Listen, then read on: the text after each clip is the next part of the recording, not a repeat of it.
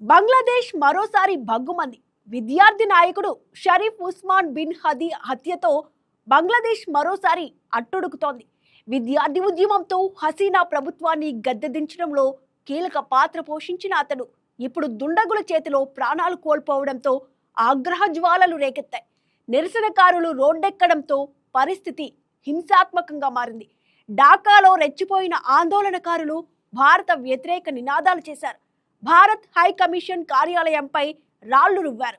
ఇంతకీ ఎవరి ఉస్మాన్ హదీ, అతనికి భారత్తో ఉన్న సంబంధం ఏంటి? ఇప్పుడు చూద్దాం.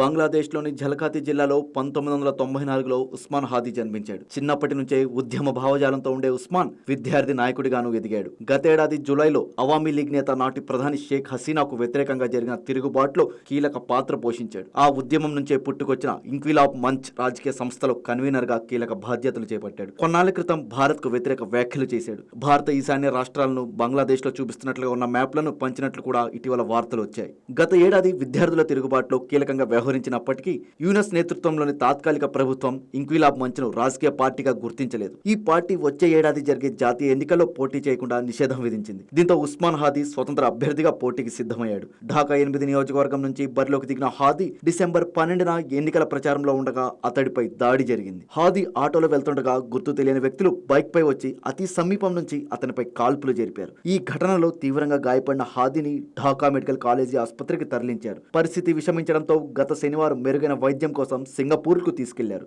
అక్కడ చికిత్స పొందుతూ అతడు గురువారం దురదృష్టవశాత్తు ప్రాణాలు విడిచాడు. తూటా గాయం కారణంగా హాదీ మెదడుకు తీవ్ర గాయమైందని వైద్యులు వెల్లడించారు. ఈ క్రమంలో చికిత్స పొందుతూ హాదీ మరణించాడని బంగ్లాదేశ్ విదేశాంగ శాఖ ధృవీకరించింది.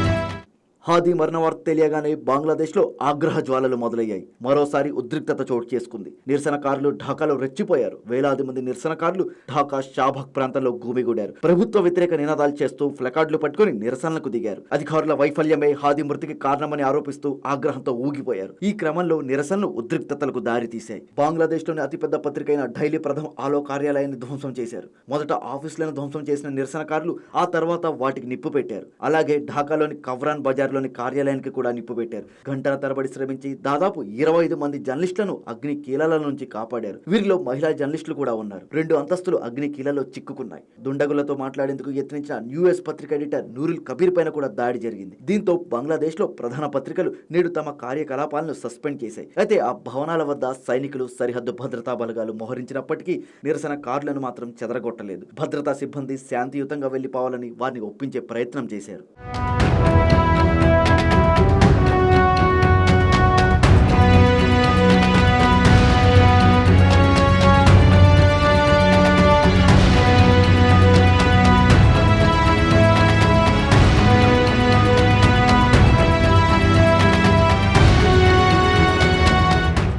మరోవైపు హాదీ మరణ వార్త వెలువడిన తర్వాత చిట్టగాంగ్లోని భారత ఉప హై కమిషనర్ నివాసం వద్ద సైతం నిరసనకారులు చెలరేగారు. భారత రాయబార్య కార్యాలయంపైకి నిరసనకారులు రాళ్లు విసిరారు. గురువారం రాత్రి సుమారు 11 గంటల సమయంలో ఈ ఘటన చోటు చేసుకుంది. ఖుల్షీ ప్రాంతానికి చేరుకున్న నిరసనకారులు హాదీని హత్య చేశారంటూ అవామీ లీగ్ భారత్ కు వ్యతిరేకంగా నినాదాలు చేశారు. అలాగే అవామీ లీగ్ ఆఫీస్ కు నిప్పంటించారు. దీంతో పెద్ద ఎత్తున మంటలు చెలరేగాయి. దీనికి సంబంధించిన వీడియోలు కూడా సోషల్ మీడియాలో చక్కర్లు కొడుతున్నాయి. ఇదిలా ఉండగా బంగ్లాదేశ్ లో ఉద్రిక్త పరిస్థితుల మధ్య తాత్కాలిక ప్రధాని మహమ్మద్ యూనస్ శాంతి పాటించాలని ప్రజలకు విజ్ఞప్తి చేశారు. టెలివిజన్లో యూనస్ ప్రసంగిస్తూ షరీఫ్ ఉస్మాన్ హాదీ మృతి పట్ల ప్రగాఢ సంతాపాన్ని వ్యక్తం చేస్తున్నాను. అతని మరణం దేశానికి తీరని లోటు. నిరసనకారులు చట్టాన్ని చేతిలోకి తీసుకోవద్దని కోరారు. అలాగే శుక్రవారం జాతీయ సంతాప దినంగా ప్రకటించి దేశవ్యాప్తంగా మసీదుల్లో ప్రత్యేక ప్రార్థనలు నిర్వహిస్తామని తెలిపారు. అతడి మృతికి బాధ్యులైన వారిని వదిలిపెట్టబోమని హెచ్చరించారు.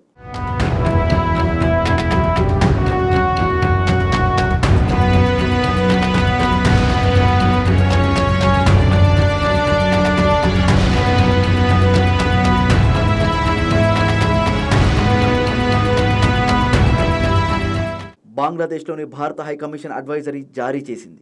భారతీయులంతా అప్రమత్తంగా ఉండాలని హెచ్చరించింది. ప్రస్తుతం బంగ్లాదేశ్లో నెలకొన్న పరిస్థితుల దృష్ట్యా ఈ దేశంలో నివసిస్తున్న భారతీయులు, భారత విద్యార్థులు అనవసర ప్రయాణాలు చేయొద్దు, అత్యవసరమైతే తప్ప బయటకు రావద్దు, ఏదైనా ఎమర్జెన్సీ అయితే సాయం కోసం హైకమిషన్, అసిస్టెంట్ హైకమిషన్ కార్యాలయాలను సంప్రదించండి అని భారత దౌత్య అధికారులు తమ అడ్వైజరీలో వెల్లడించారు.